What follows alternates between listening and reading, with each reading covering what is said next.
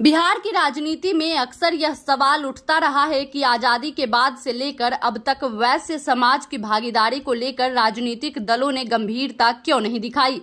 खासकर क्षेत्र संख्या 152 बिहपुर विधानसभा में वैश्य समाज को कभी भी किसी दल ने टिकट नहीं दिया, जिससे यह समाज उपेक्षित महसूस करता रहा है।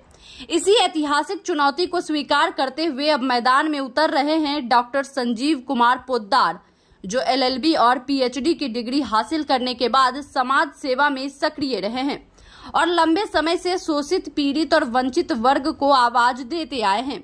डॉक्टर पोद्दार ने स्पष्ट कहा है कि बिहार का वास्तविक विकास तब तक संभव नहीं जब तक राज्य में लूट, हत्या और अपहरण पर पूरी तरह से रोक नहीं लगेगी।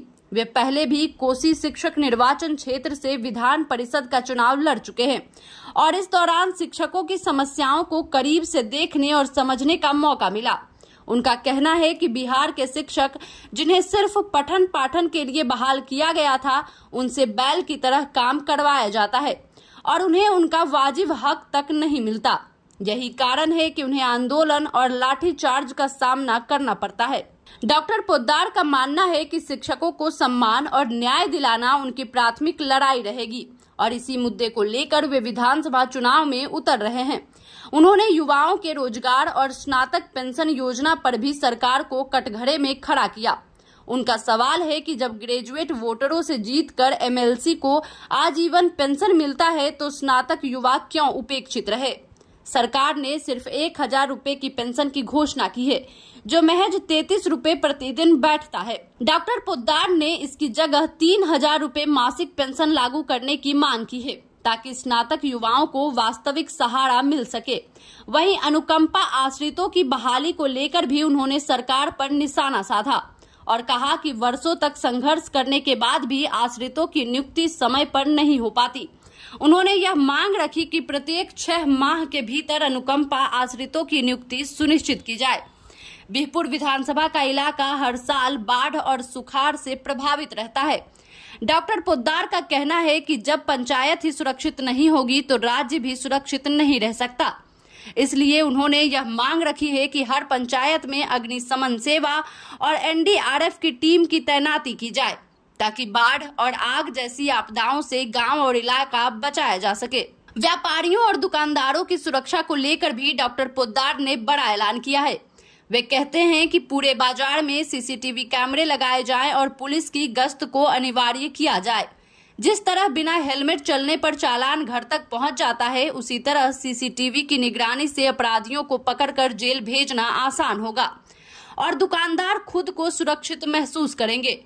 इसके साथ ही फुटकर दुकानदारों के लिए स्टॉल लगाने की सुविधा देने और टैक्स व्यवस्था को आसान बनाने की भी उन्होंने मांग की है। उन्होंने साफ कहा, टैक्स हमारा, हिटलरशाही तुम्हारी नहीं चलेगा। उन्होंने साफ कहा, टैक्स हमारा, हिटलरशाही तुम्हारी नहीं चलेगा।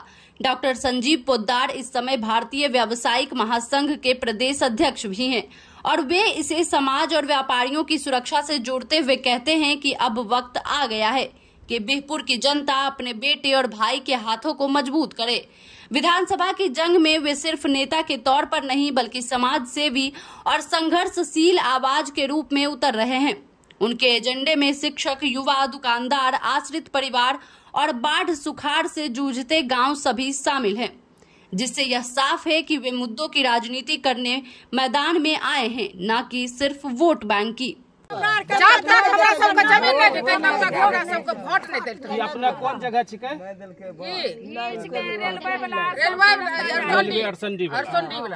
रेलवे रही लगभग 500 घर होबे यहाँ। 5 बरस से यहाँ कोई निदान नहीं। विधायक संसद के लोग आबे छे, वोट लेके जाय छे और ओकरा कभी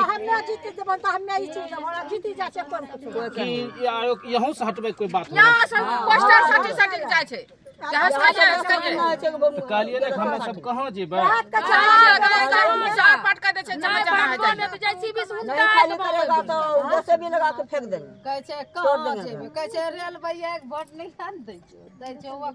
तो अब हम इन लोगों की, हमारी माँ बहनें हैं, इनकी समस्या आप लोग सुन रहे हैं, तो इसके हम माध्यम से कहना चाहेंगे सरकार तक कि इन लोगों को भी न्याय दें। इन लोगों का भी वोट महत्वपूर्ण है, इन लोगों का भी वोट कीमती है। वोट लेने के लिए इन लोगों के पास भी आते हैं।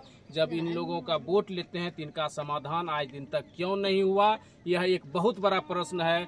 इसलिए हम कहेंगे कि आप इन लोगों को विलंब स्थायीकरण कीजिए, अन्यथा यह भी गरीब है, इनको भी जीने का अधिकार है, इनका भी परिवार बाल बच्चा है, इनको भी न्याय चाहिए।